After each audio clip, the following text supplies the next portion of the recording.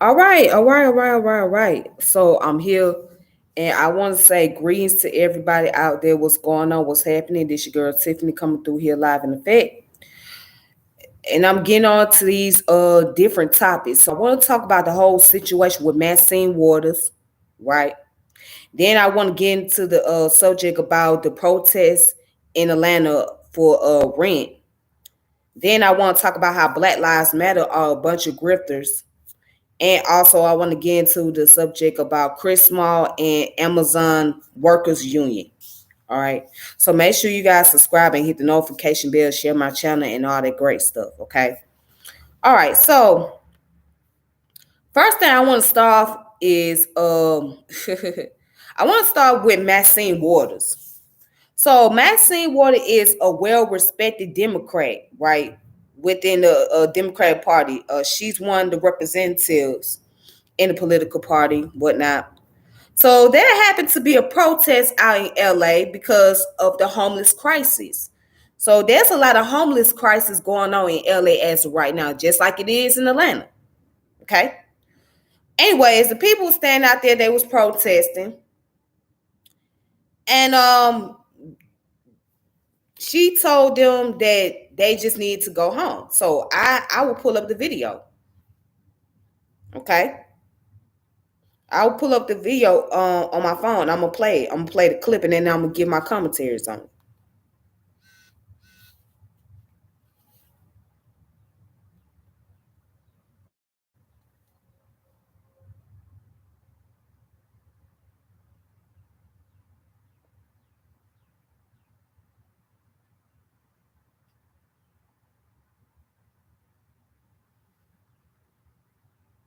All right.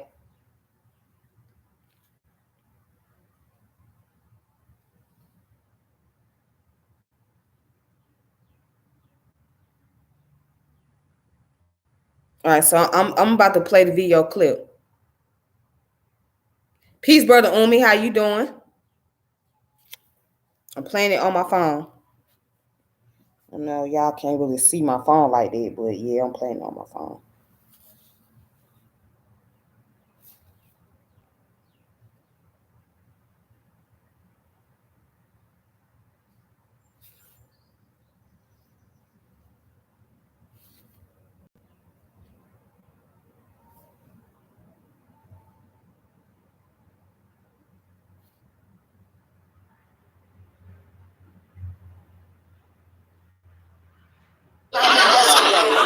When I saw people standing on the street and they thought they could get Section 8 vouchers here. Right. Cannot get Section 8 vouchers here. Who put that information? 8 vouchers is a long line. We are fighting in Washington in something called the Build Back Better program. I put $25 billion that we're fighting to give people more Section 8. Now the money that is available is for the absolute homeless under the emergency program. And that's what you started signing up for today. But because it could not be organized in a way, the workers that we forced to come down here from Lhasa and place to take the applications, they have put down their laptops and they are gone. There are no more applications. Moving locations, Maxine, because I'm here. One is on Wilshire. Did they move another location where they're taking apps? Is there any more locations than this one? No, it might have been. There's so many people out here. I want everybody to go home. And I want... We don't got no home. That's why we here. Miss Waters, what home we gonna go to? Just a moment. Nothing is going to happen anymore today. But what about all these names? What we gonna well, that's what give Can you leave my mind? That's why I'm here. And so I will be downtown with Lhasa. I will get the housing authority. That's why they came out here today. I made them come out here. And I'm going to go. And you need to know why they're failing, because Blanca Jimenez repeated, we gave her several meeting requests for you concerning this in Lhasa for years. And now they're sitting there. Nobody in Washington who works for their people in harder than I do. I believe I don't want to hear that. I believe you. So can we finish though? Work with me. No. Work with me so we can house people. That's what I'm doing. I do every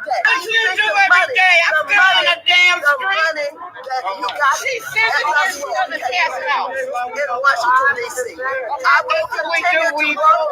I will definitely not know more about you. Thank you, Maxine. Okay, we would never know about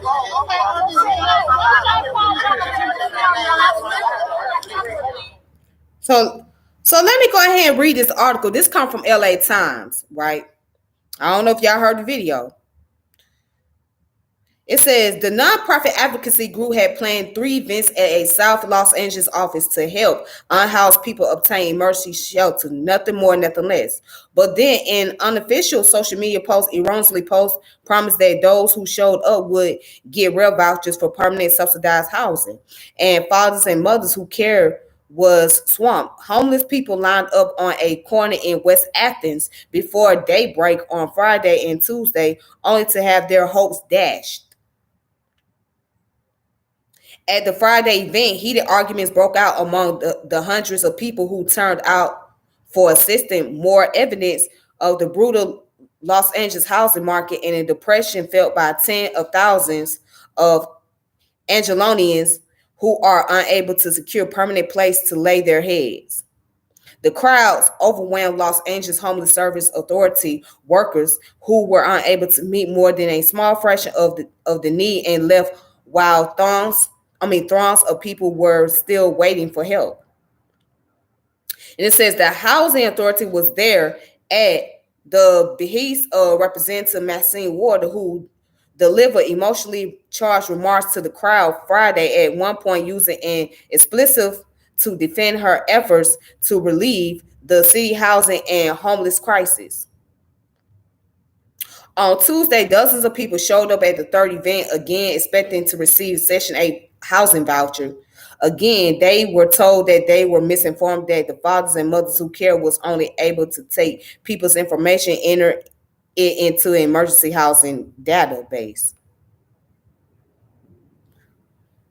All right, so going down, and it says Maxine Waters was here, and she said to come back Tuesday with our paperwork filled out. Burnett said, I have it, everything they asked for, but every time we get near the front of the line, they shut the door. They opened the door about 20 minutes ago, and they said they were not serving anyone else today.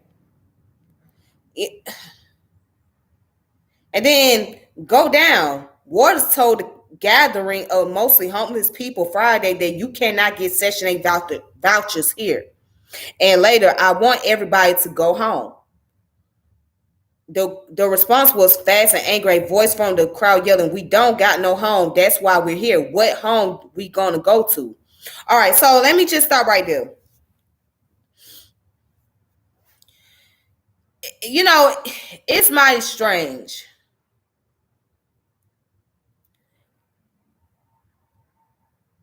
See, this is what we deal with when we talk about these parties. Now, you want to know why people don't vote, right? You want to know why people don't get into politics, okay? You really want to know why people don't give their input.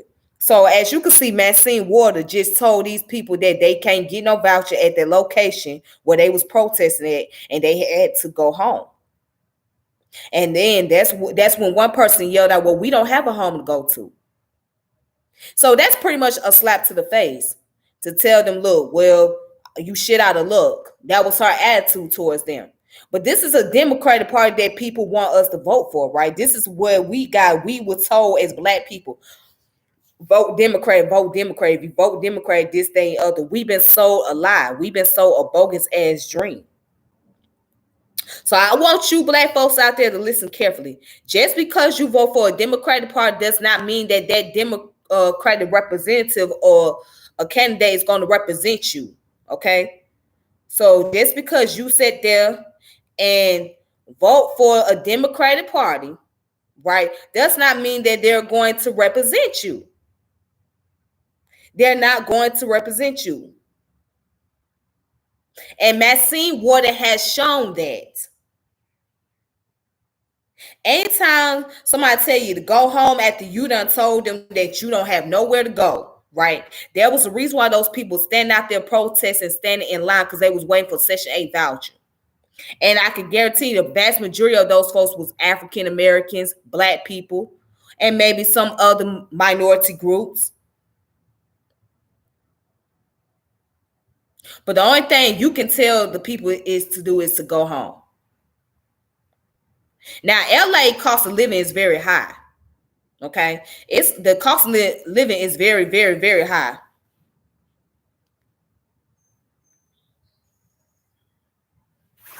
The cost of living in LA is very high. It's extremely high. Not everybody can afford a nice home. And then with the wages that they are making,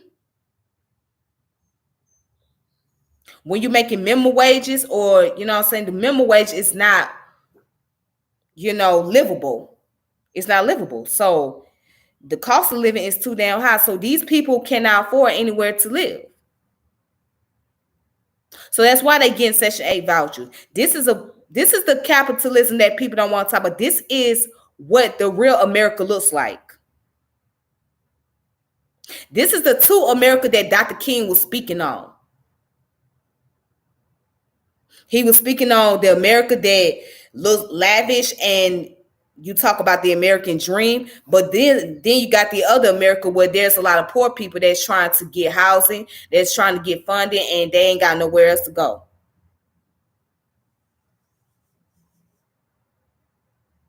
And then you got some politicians tell you go home. And then they've been misled on the internet, they've been told that they was going to get Section 8 vouchers, but come to find out they're not going to get Section 8 voucher. And then they come back, they can't get another Section 8 voucher. They still got to stand in line. They get the doors slammed into their face.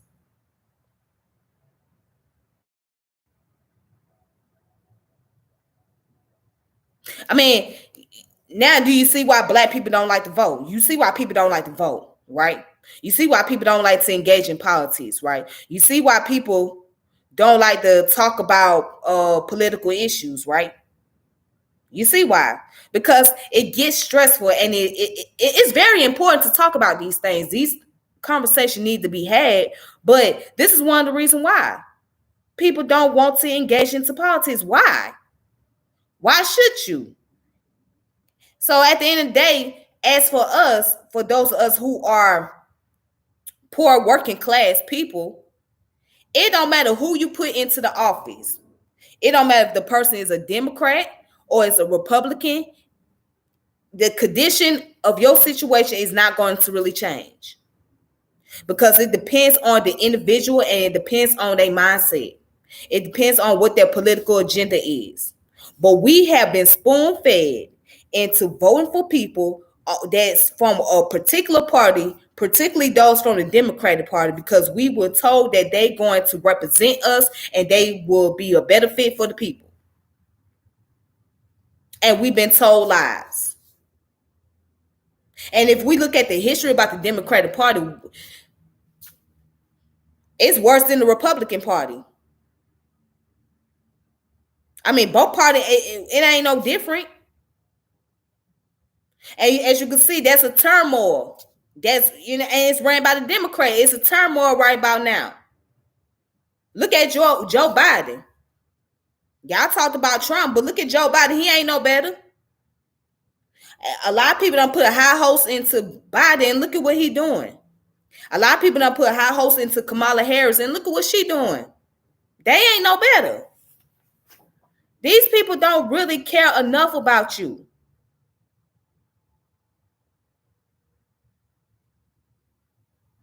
But this is what the 48 Laws of Power gets into. If you guys read that book, they got to sell you a dream. Once they sell you a dream, and once they tell you things that you want to hear,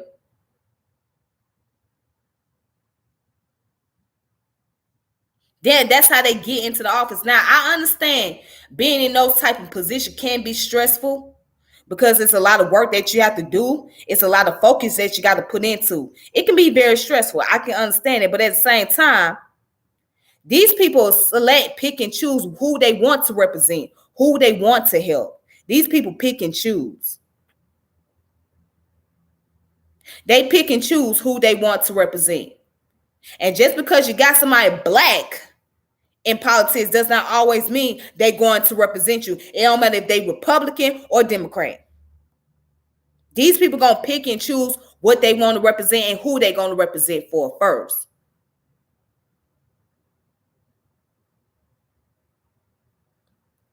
And it's so funny, you know, the situation that goes on in Ukraine, right? You see how Joe Biden helping all the Ukrainians to come over here to America, but the black Ukrainians, they get the mistreatment over there. The black folks that live in Ukraine right now, they getting a lot of mistreatments. The Haitian people, they done got the door closed on them. They told the Haitian folks that, or the refugees, that they couldn't come over here.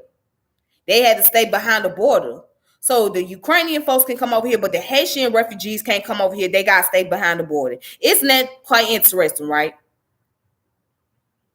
But this is the man that the people voted for, right? These are the people that you vote for. And y'all don't study enough about their political background and history. You don't interrogate them enough. All right, so let me go on to the next subject. Let's talk about Black Lives Matter. So there was an article posted on Vlad TV. Now, I don't like Vlad for worth a damn. I don't even trust the man worth a damn. So Black Lives Matter bought a $6 million home.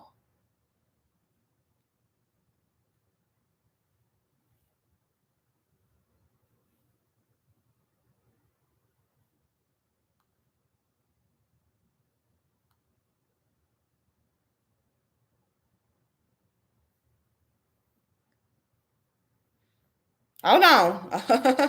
Oh, I got it right here. It's on New York Post. I'm finna post it up.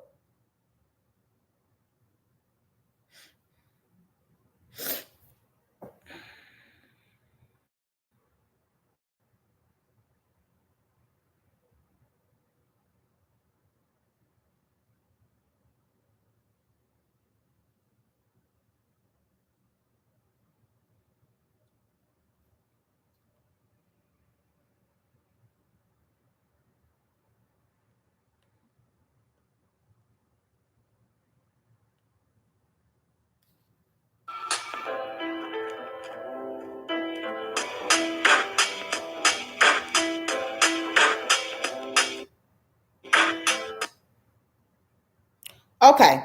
So, anyways, the article say that Black Lives Matter used donation to buy $6 million Southern California home.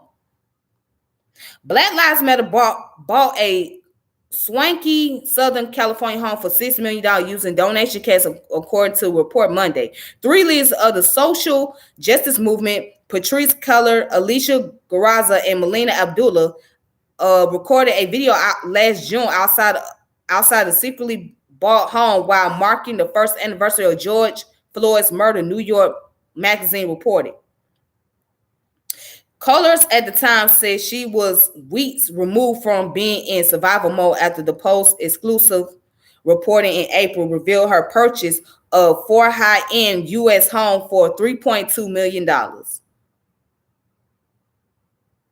It's because we're powerful, because we are winning. Wait a minute, whoa. So the woman put down that it's because we're powerful and we are winning. Kohler said of what she characterized as right-wing media attacks. It's because we are threatening the establishment. We're threatening white supremacy. Let me stop right there. So Black Lives Matter bought a home, secretly bought a house that was $6 million. So they took your money, right? They took the money that was received for donation that was intended for the victims of the families of those victims who was brutalized by the police, right? They took that money and they went to buy a house in Southern California. And what this woman said is mind-blowing. She said it's because we're powerful, because we are winning. It's because we are threatening the establishment. We're threatening white supremacy. No, the fuck you ain't. You are not threatening no damn body. You threaten white supremacy how? How in the fuck are you threatening white supremacy? You bought a $6 million home, so you threaten white supremacy by buying $6 million homes? This is what you call counter-revolutionary, ladies and gentlemen. That's a counter-revolutionary act. You would have been better off not even doing the protest. You would have been better off not even starting a movement for the people if it was gonna be like that. So and this is why I don't trust organization like this. These women are low down and dirty and scandalous.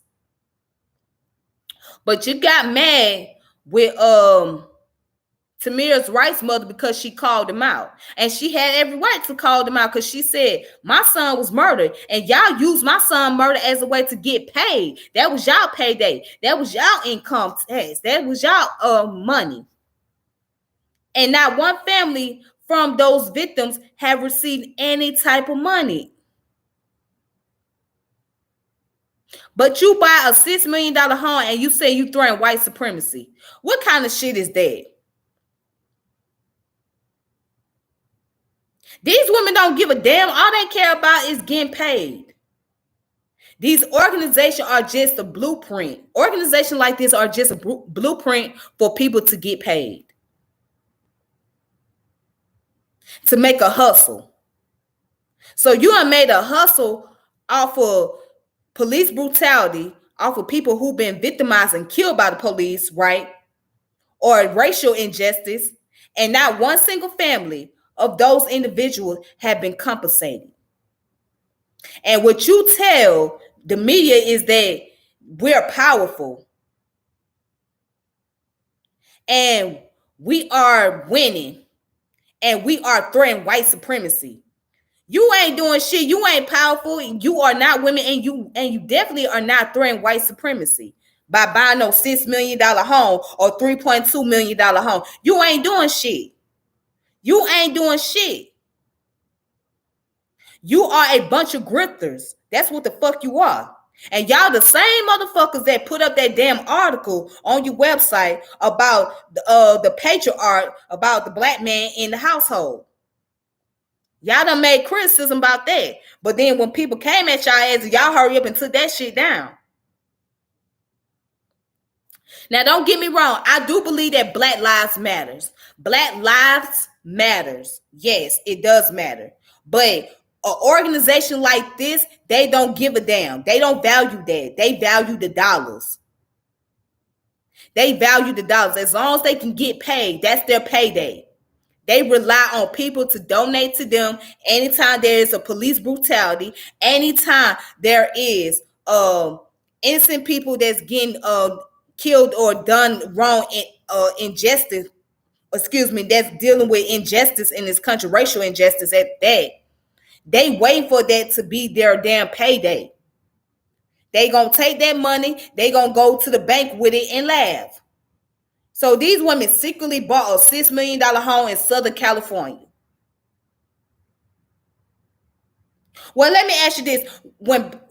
If Black Lives Matter so much, why in the fuck y'all ain't saying nothing about the damn crisis that's going on in LA right now, where these folks out here protesting to get housing? Shouldn't that matter too? Shouldn't black housing matter? I mean, should black housing matter?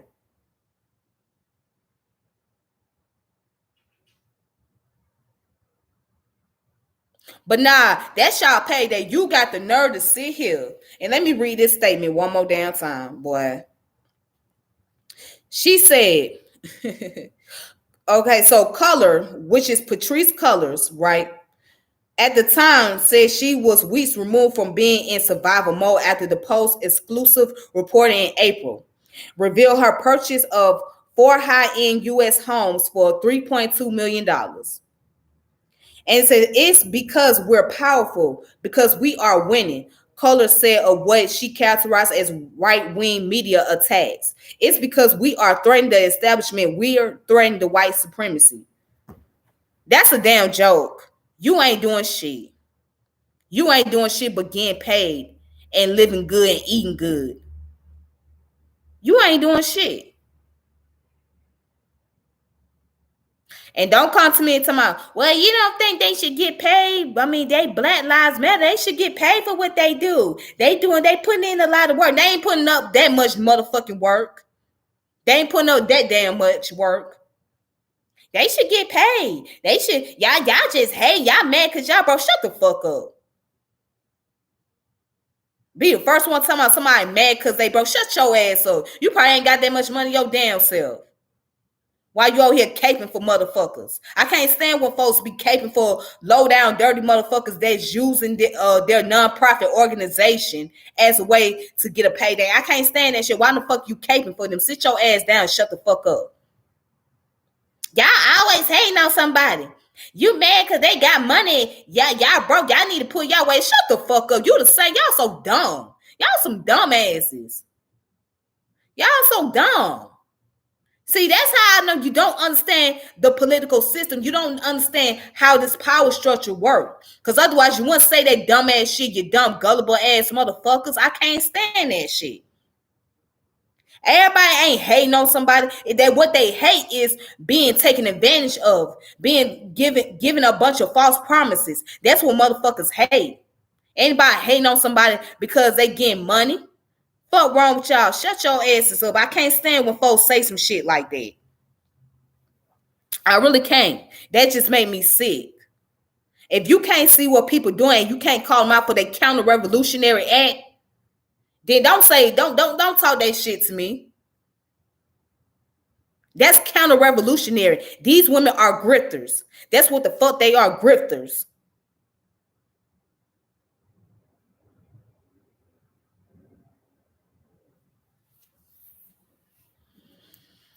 All right. Let me go ahead and continue. So the next one I want to talk about is the Atlanta protest. Okay. So the Atlanta protest has been taking place because the rent is going high, sky high.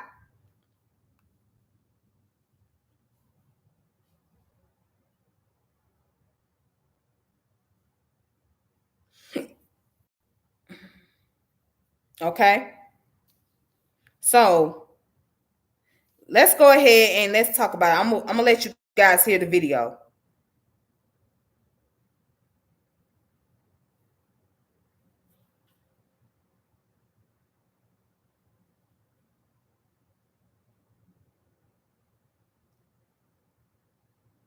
All right. I'm gonna let y'all hear the video because this is very important too. You know what I'm saying? It's really important that I have this conversation here.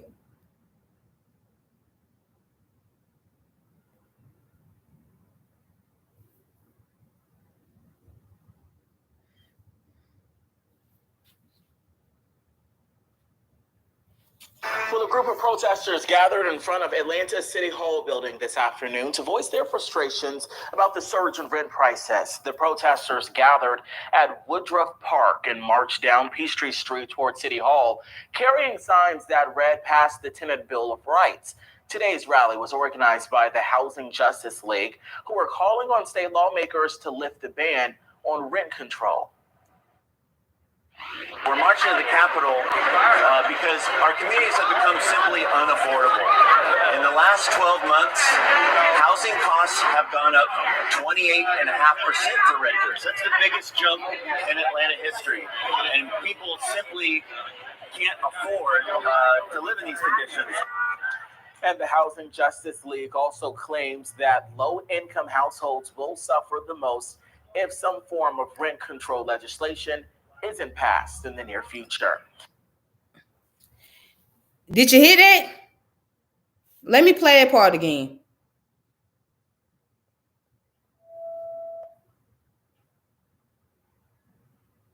Let me play that part again. That last statement. Those in the low income housing or those who live in the low income community are going to suffer the most.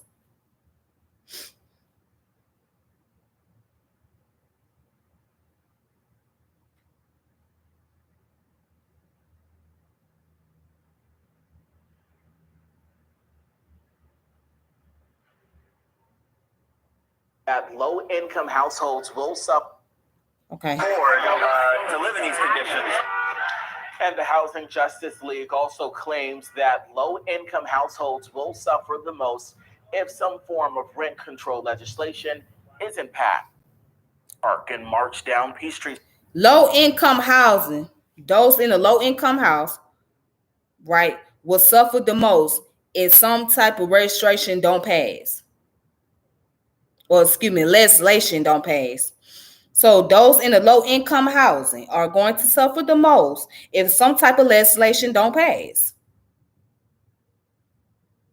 This is capitalism, ladies and gentlemen. This is the capitalism that people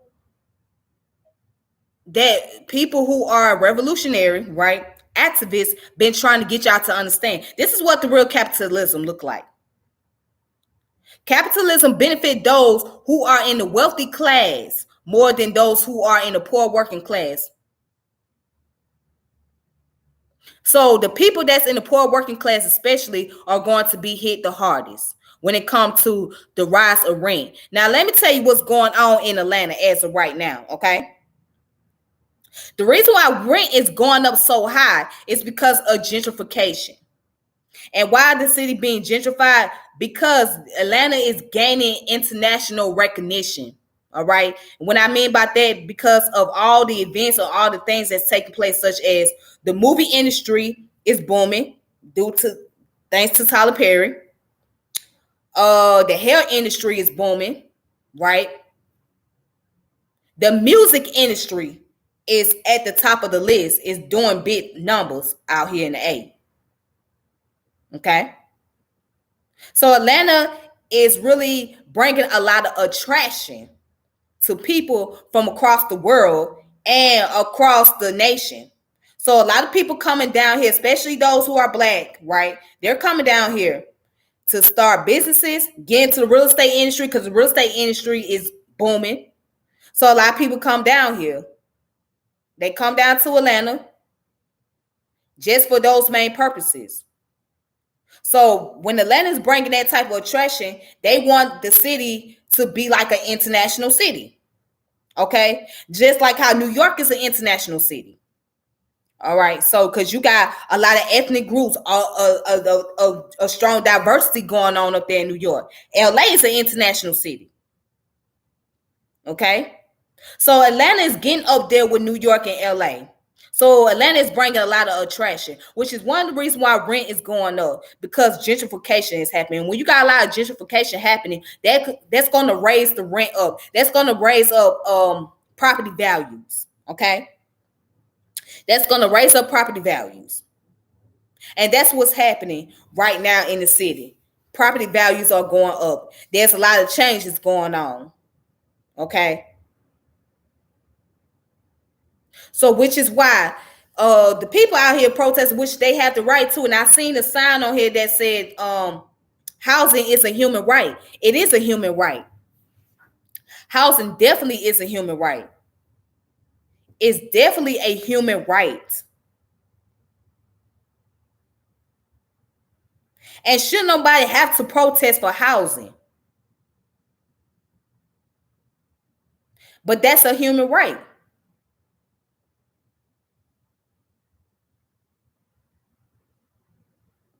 So as you can see, the correlation, LA is dealing with Section 8 vouchers, and whereas Atlanta is protesting against high rent.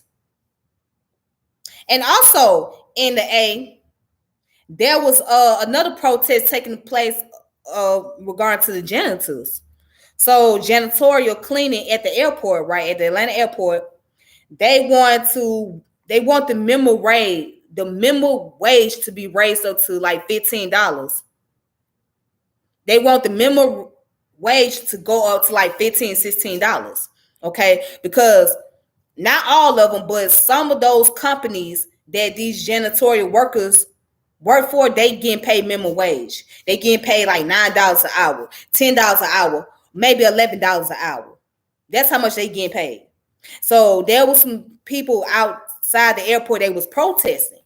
They was putting up a protest. They was was it outside the airport or was it downtown? I think it was downtown. They was protesting against the wages they was getting paid at the airport. They're saying, look, we need an increase because the cost of living is going up. And because the cost of living is going up, and like Jerome said, the cost of living will go up astronomically. Absolutely. So that's why you got to raise the wages up. And people demand more money. And it's only fair because if you're working in a place like the airport where you're doing cleaning, you should be getting paid a lot more money. You should be getting paid more money than what you're doing. These people only getting paid $11, $10, $9 an hour. That's not enough for them. And the type of work they got to do cleaning. I mean, you cleaning airports and you got multiple companies there. All right. You got multiple cleaning companies that's contracted with the airport, and the employees can only get paid $10, $11 an hour. Now, the airport is making a whole lot of money. They making a killing. The airport is making a killing. Okay. They making money. They bringing billions and billions of dollars at the airport. And the people only getting $9, $10 an hour. That's not enough. That's not livable wages. So the people say we need more money that is more livable. We need more livable wages. And then there's those who have unions. Because some company has unions, some company don't. Let me tell y'all something. Now, speaking of union, which is why I'm going to go into talking about Chris Smalls and Amazon Worker Union. Let me tell you something. Georgia is a right to work state. Okay, Georgia is a right to work state, and that means that employees can get fired at any time. That's what it means. And you are an employee at will. That means that you have a chance of being fired. So your employer can fire you at any given time, and there's nothing you can do about it. That's one of the reasons why people are fighting to get unions, because they feel like my job is at stake. Okay, my job is on the edge, so I can get fired at any given time. So your employer can tell you, your manager can call you up and say, don't come to work, turn in your badge. Don't come to work, turn in your badge. Or don't come to work today, don't clock in today. We don't need we no longer need your service. When they can say that to you, there's nothing you can do about it because you're in a right to work state. That's the fucked up part about it. But there are some companies that can't afford to fire people because they need people. It's like this. If you go firing, your managers and them, they can talk all that stuff about, oh, well, if you don't want to work here, this, that, and other, you can go home, or you know what, we can just terminate you and then get somebody else to work here. And knowing that they can't get too many people working because certain places there's a high turnover. When that means is there's people quitting their jobs. So when you got a high turnover rate like that, you can't really afford to fire folks. You need people on the job as much as possible. Now, certain people you can fire. It depends on the circumstances, like what they did or wherever the situation was. Now, if it's a position where it's very serious and you got to fire somebody, then yes, you got to fire them. You know what I'm saying? But overall, just to say you got to get rid of people, you can't really get rid of folks when you know you need folks on the job because you got a high turnover rate. And not only you have a high turnover rate, right, and you understaffed, you can't work the people that you really got on staff. You can only work them so long. You know what I'm saying? They got to have days off. You know what I mean? They can't work too many overtime. So you ain't got no choice but to like balance it out. Like, okay, well, who we gonna fire? And you got to look at the circumstance. So you just can't go around and say, well, we can fire folks just because, even though Georgia is a right to work state. But at the same time, let's just look at the logic of all of this. If you was going around firing multiple people, what do you have standing on? That's going to slow down your production because you don't fire multiple people. Now, the ones unless they did something and it's necessary, like if it was necessary to fire them, then that's different. But just to fire people, just because the sake of it, that's going to slow down the process. Now, if you have to lay off people because of slow labor or the fact that you can't pay a bunch of staffs or employees, and you got to like, let some people go just so you can pay everybody, or because labor is slow or something like that, that's a different story as well. But logically speaking, a lot of these companies just can't go around with just firing folks. Even if it is a right to work state, they just can't fire folks. Because they know they're going to need people. You know what I'm saying? You're going to need folks. So, they got to be diligent about it. They got to be careful with that. You know what I mean? But anyways, just get back to the point. Yeah, Georgia is a right to work state. It is. It's a right to work state. So that means you are at will and your employer can fire you at any given time. Okay. And that's why that's why employees are fighting for unions to come just so they can be protected. The minimum wage in Florida went to 11 on January 1st, but will increase to 15 by 2026. Wow.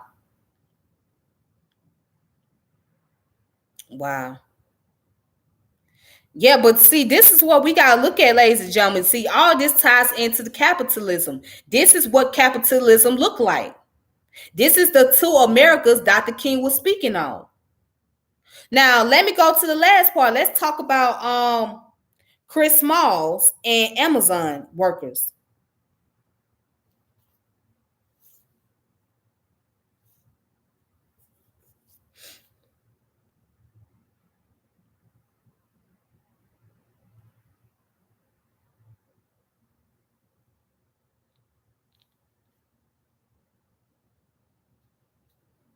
All right, so I'm on ustoday.com.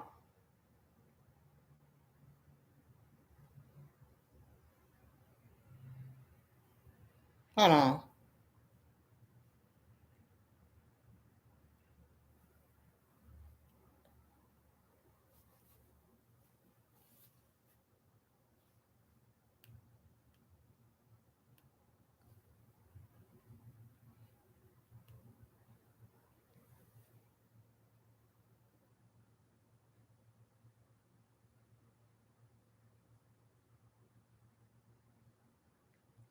Hold up. I'm trying to find a video.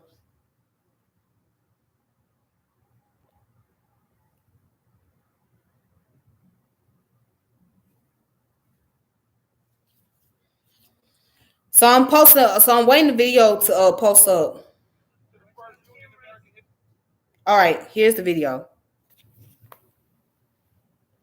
Okay, I know y'all can't see it. I know you guys can't see it, but I'm just playing the video.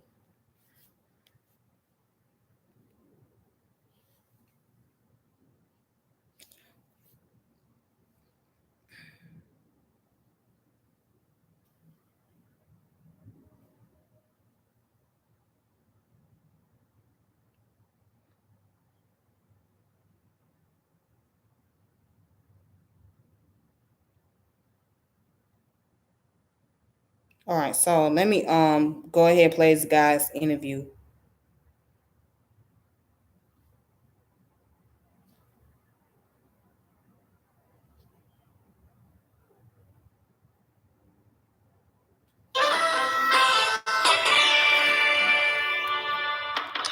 Welcome back to Inside City Hall, where we are turning back to the story that's making national headlines. Amazon workers at a Staten Island warehouse made history today after election results showed a majority of them voted to unionize. It is the first labor union for Amazon workers in the U.S., an effort that started as a grassroots campaign. My next guest is behind those unionization efforts. Chris Smalls is a former employee of the tech giant, and he is the president of the Amazon Labor Union. Chris, thank you for joining us tonight, and congratulations. Thank you for having me. Great to be here. So the obvious question is how you guys managed to pull this off, but I'm wondering specifically, Amazon put a lot of money and time and energy into the effort to try to stop this effort. and they had meetings where they had workers, they gave them a whole list of reasons why they shouldn't join a union. How did you guys counter that when you actually engaged with workers? It was just pure love and having conversations with these workers every single day. They had all the money and resources, but we, as people, knowing the reality of the situation, knowing the grievances, being Amazon workers ourselves, coming from the community that they hire from, we were able to reach these workers and on a sentimental level, and we valued their time. We every minute we talked to these workers, we connected with them on a personal level, and that always overcomes a machine. Amazon not only attacked the union effort, they attacked you personally. I mean, first you were let go, you were fired, and then you were arrested on the property not too long ago. And there was this leaked memo of an Amazon meeting where one of the executives said that you weren't smart or articulate. Do you think that kind of backfired in terms of, making you something of a hero to the workers there? Yeah, absolutely. They didn't know who I was to the company. I invested almost 5 years with this company. I opened up 3 buildings in the tri-state area. I trained thousands of their employees. I trained hundreds of their upper management now. Some of them are now general managers of buildings. And they didn't know how much invested I was with the company, how much hard work I put into the company until they fired me. That motivated me to continue to fight for now workers' rights and continue advocating for workers' rights and workers that get their stories and voices lost. I didn't want to be another statistic and not, have my story told. So I continued to fight after I was terminated and that memo came out. So one of the points that Amazon made was that the union, Amazon Labor Union, you guys are basically a new grassroots organization. You've never negotiated a contract. You've never really represented anybody before. You never managed the millions of dollars that you're going to have as an organization when you get members' dues. Are those fair points? No, absolutely not. We're new. Who creates unions in 2022, right? But, we have lawyers that are experienced that work with bigger unions. We had them from day one.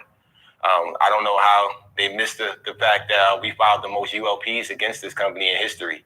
We signed a national agreement, something that's never been done in history. So we had small victories against them on the legal side the whole time. Myself, I definitely have still a case pending with the Attorney General's office. The NLRB also is fighting to get one of the workers that were fired along with me, Gerald Bryson, his job back as well. We're doing things that are unprecedented. And, we wasn't a real threat. They wouldn't have spent all the millions of dollars they have to try to stop us. So there's a lot of big unions in this town, representing the firefighters and the healthcare workers and the transit workers. These are big established unions. I got the sense that you got a little bit of support from those unions, but were you expecting to get more support both from unions and maybe from elected officials who've always been, very pro-union in this town? Yeah, absolutely. We should have had support a very long time ago. This campaign should have been talked about the way it's being talked about today on day one when we first started organizing there. But it's never too late to show support in the labor movement. We understand how everybody has their own lane. And that's the reason why we decided to create this worker-led independent union and do things our way, because we couldn't wait on anybody else. We wanted to make sure that whatever we were doing, workers are going to be in the driver's seat. And it worked for us, and we were able to be victorious. Did you hear from any of those unions or any elected officials today after the vote results came in? Yeah, I think everybody reached out to me today after today. It's been great to see. My phone's been buzzing. The work has been talking to a lot of people. So, yeah, they're coming around. So a lot of those unions are big power players in the city, right? In politics, they get involved in campaigns and policy issues. Do you foresee a time when the Amazon Labor Union could also become sort of a political power player in the city? I don't want to say political. I think what this union is going to do is it's going to remain independent. I think we like that way. We don't want to have any ties on paperwork with anything. We want to make sure that whatever we're doing, we have full control of it. And that gives us the ultimate power to control our own destiny with this union. And That's the reason why, we didn't do that from day one. Everybody asked or criticized the fact that we didn't. But, when I think back on it, Amazon's been around for 28 years. So all the bigger unions had 28 years to do exactly what I've done today with this union. So now. All right. So you heard from the brother. So let's get to the part where they said in the memo that the brother is not intelligent and he's not well articulated. And if you saw how he dressed, he looked like a regular homeboy off the street. You know what I'm saying? Regular homeboy, staying on the street corner, He got a little red hoodie on, you know what I'm saying? Got a fitted cap, all of that. He got on his red outfit, you know what I'm saying? You might have thought that, he belonged to some type of gang or whatever. This man was working for Amazon. He invested 5 years with Amazon. He was fired in 2020 because he did the walkout protest, right? And he eventually got arrested, okay? So he was fired because he was fed up with the condition that was going on with Amazon up there in New York. And although he lost his job, he kept it going. He kept it going. He organized a union for the workers to be protected. While Jeff Bezos was up in space, right? And he was giving $100 million to Van Jones. He gave $100 million to him. This man organized a union. This man showed that it can be done. Now, it's funny that they send out the memo saying that he was inarticulating and he was not intelligent, but he was intelligent enough to do that, and he won, and now he's a president of a grassroots. But to top it off, as he also spoke in the interview, he said he done invested his years in helping to open up the Amazon buildings. He done trained the workers, which some of the workers are now in higher up position. They are in management position. Okay. Some of them are general manager, and some of them go past being general managers to being operational manager, etc. He done trained those people. So obviously he done did something. Obviously he was intelligent enough to do something. But at the end, he won his victory. He won his victory just by organizing a union. And he became a president of the union. Now, if that's not putting in work for your community or for the people, I don't know what you call that. You know what I'm saying? So I want the people out there that proclaim to be revolutionaries on YouTube, take notes of this. Take notes of what this man was doing. This man was literally putting his job on the line to fight for a union, to fight for not just for himself, but for everybody that's in the Amazon, that's in the Amazon facility, to make sure they had worker protection. They had some type of representation. He put himself out there. That's what it means to really put work in for the people. Putting yourself on the line, even if that means to risk your job for it. And he risked his job for that because he didn't like the condition. He said, the hell with this. We're going to do a walkout. He put his life on the line. And he took backlashes and criticism from people up top in Amazon. These are people from up top in Amazon that's saying to him, or that put out the memo, that he's not articulating and he's not that intelligent. But he got his victory. He got what he asked for.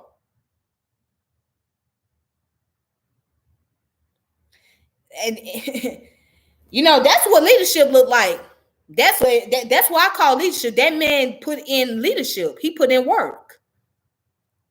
And that's just only the beginning. That's just only the beginning right there. What's up, Dre? What's going on? Peace and black power to you. That's just only the beginning.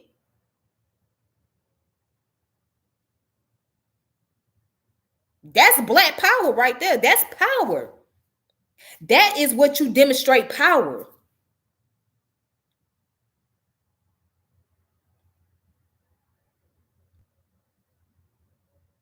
So hopefully things go well with the union. And hopefully the people get the representation they deserve. So if anything should go wrong, now I don't know if New York is a right to work state. I don't know if it's a right to work state. I can't say for sure. But I will say this. They deserve a union. They deserve a representation over there in Amazon. They really do. And I hope that everything goes well with the brother. And I hope everything goes well with the organization. I hope that everything goes how it should. Because he really put time and effort into doing so.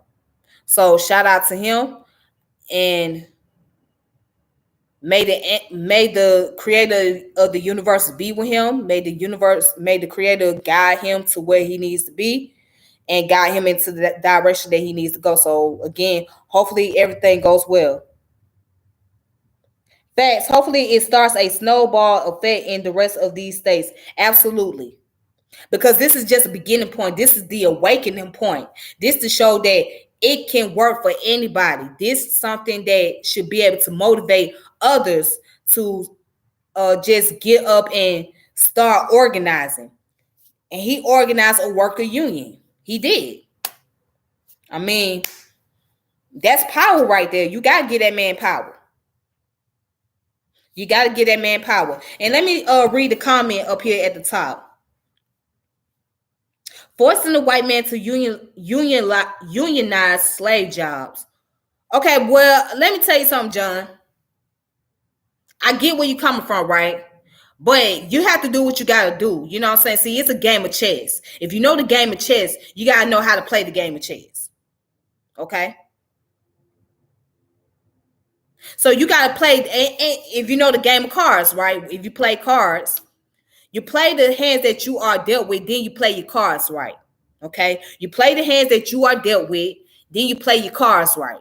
So in this case, he played the hands that he dealt with, but guess what? He also played his card right. I mean, we live in a white man system, yes. We live under capitalism, yes, but we have to do what we can to survive while we in this system until we're able to get for ourselves, because we don't have those resources collectively. We don't have the generational wealth collectively as a people. So we got to do what we got to do in order to survive in this system. It's a chess game out here. Jobs are no less slave jobs, be they union or not. When a man needs a job, he needs a job. Union works to keep people out of jobs, slave jobs. We should try to buy property for taxes. Again, everybody can't afford to buy property, John. Everybody ain't got the fortitude. And the whole purpose of the union is to represent the workers, okay? That's the purpose of the union, is to represent the workers. I was once upon a time was a part of a union, okay? At my old job, I was part of a union. And we did represent those who needed to be represented. And I had a union representative who had to represent me because I was wrongfully fired at one of my jobs for something that was petty. And it was no fault of mine. It was something deal with the cash. It was like I was $10 short or something like that. So I had my union rep to represent me. And when I went down to the Department of Labor, right? When I went down to the Department of Labor, I was able to get partial unemployment because at the time I was, I was working a part-time job, but I was only working weekends. So I was underemployed. That means that when you're underemployed, that means that you are working, but you're only working part-time hours, or you're only working 2 days out the week. So you're considered as underemployed. And that was me. I was underemployed. So I was working a job, but I need partial unemployment because I had lost my other job. So my union representative came and we went down to the Department of Labor and we met up with the management. And so they was like, so the Department of Labor said, okay, you get partial unemployment. So I got my partial unemployment. And that helped me out a lot. So to say that based on my experience working with a union and being part of a union, it has helped me. So as long as you got good representatives, as long as you got people that are dedicated and willing to help and fight for the people, that's all that matters.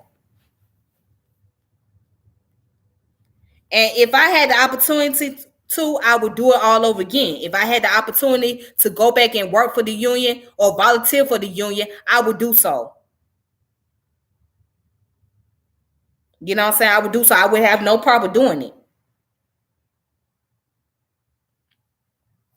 I have no problem doing so because that was a learning experience for me. That was a growing experience. So it helped me.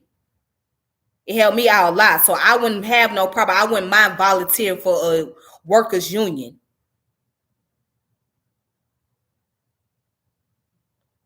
Because it's necessary. We need unions out here. Because people need their job. People need to be able to provide for their family. People got to be able to provide resources. People got to be able to do something. They got to be able to take care of their household, their expenses. So yes, worker unions are needed and they are very important. So until we can come up with a practical solution that can be necessary for our community, we got to do what we have to do while we're here. All right, then. So with that being said, you guys, thank you all for tuning in and watching my video. I really appreciate that a lot. So I cover up all these 4 topics. The topic about Maxine Waters and the housing issues in LA. The topic about Black Lives Matter and their whole hustle of the movement. And also I covered the topic about the Atlanta protesting for rent, right? And I also covered the topic about Chris Smalls and the Amazon Union.